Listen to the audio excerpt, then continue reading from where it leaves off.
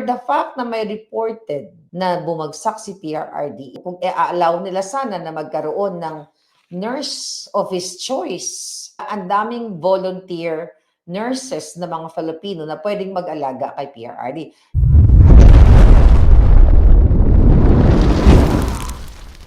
Si Pangulong Duterte ay ilang beses na pala bumagsak sa ICC or sa The Hague. Nakakalungkot kasi kung titignan mo sabi ng ICC registry ay kinumpirma nila na bumagsak si PRRD. Although, mga kababayan, inamin nila, ang question ko, ano yung ginawa I'm not sure kung aware ba si Kaufman nung siya ay bago siya sinipa, as counsel ni PRRD. Alam naman natin na si PRRD bago pa pumasok ay talagang mahina na talaga. Kaso lang, kung ganitong may report na pala, remember I think si Spokes Harry, ang unang, mayroong vlog si Spokes Harry, or maybe ako, sa dami na information. Well, for sure si Spokes Harry na may nagsabi na talagang ilang beses bumagsak si PRRD.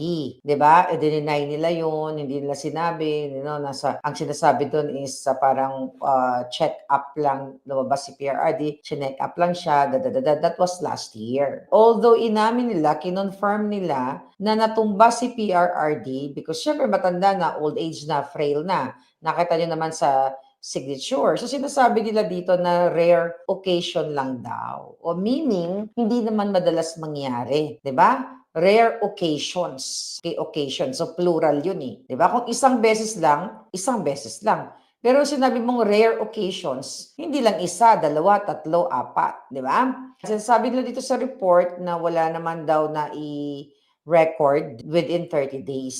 Kita ninyo kung gaano ka-demonyo itong ICC. Alam naman natin na nagsabuatan yan sila sa Bangag administration, right? So wala namang 30 days na, within 30 days naman, hindi naman recorded or reported na si Pangulong Duterte ay bumagsak. So gusto pa rin nilang, ang ibig sabihin yun, sinasuggest nila na he's okay. Kasi within 30 days, wala pang reported na bumagsak.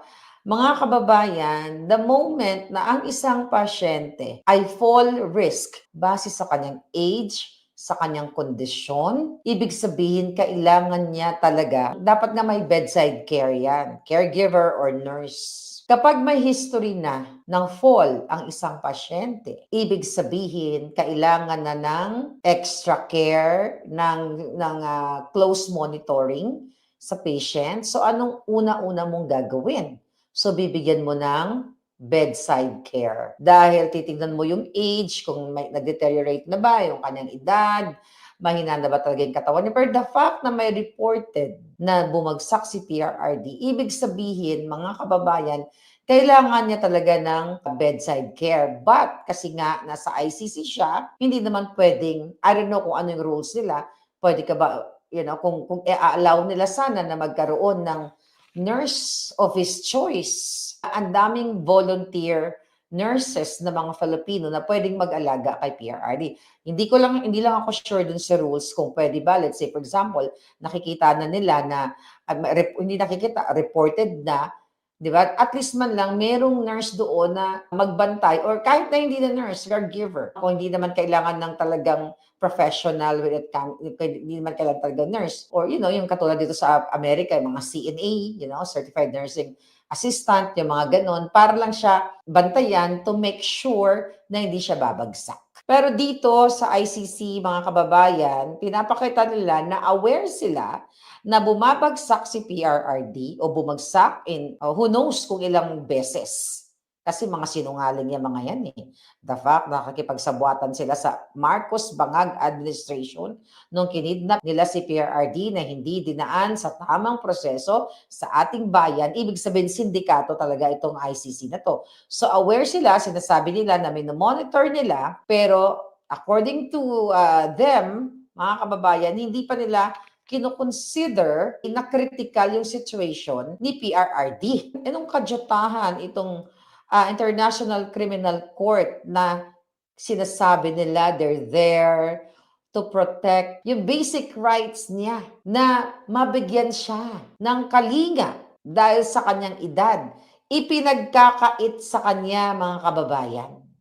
Ganito kademonyo ang ICC. But I'm looking forward sa bago niyang council, si Peter Haines, ay mapagbigyan si PRRD na magkaroon ng interim release.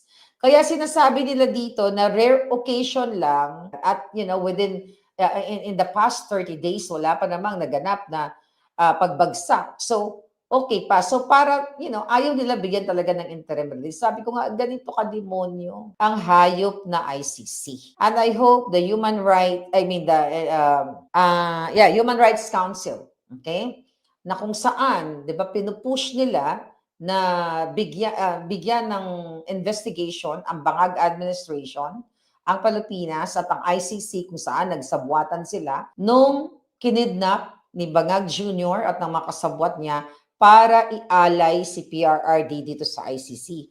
Sana ma-expedite, yung ano na yan, yung submission nitong case na ito dyan ng Human Rights Council, mga kababayan, para makita nila na ang ICC, sana ma-abolish na talaga totally yan, na they are not really protecting the human rights of the people worldwide.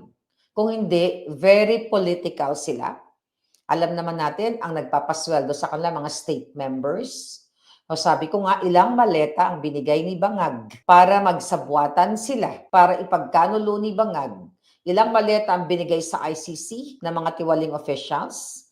Which is, ayan, sabi nga, paulit-ulit na lang na sinabi, may sworn statement, ang 18 brave Marines na ngayon ay kinasuhan na din dahil sa kanilang pag-expose sa pakikipagsabuatan ni Marcos Jr. ni Trillanes ng mga ICC noong dinukot nila si PRRD. Ang prayer natin, sabi ko nga na since magaling ang abogado ni Pangulong Duterte, ay mabigyan ng agaran or immediate interim release o pagpapalaya kay PRRD dahil sa kanyang kondisyon. Sana sa ganitong, alam mo, nakakahabag, nakakagalit, sana tayo dyan sa Europa o sa buong mundo na nagmamahal kay PRRD, maybe mag-gather ulit tayo ng isang malaking pagtitipon para kalampagin ang ICC at ang buong Europa, buong mundo na bigyan ng interim release si PRRD, maging aware sila sa ginagawa ng ICC.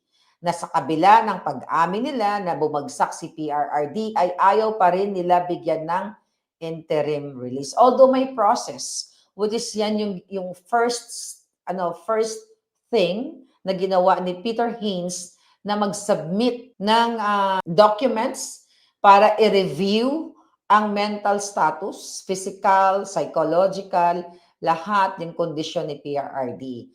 I can't wait for that, documents na mabalangkas nila at talagang mabigyan si PRRD.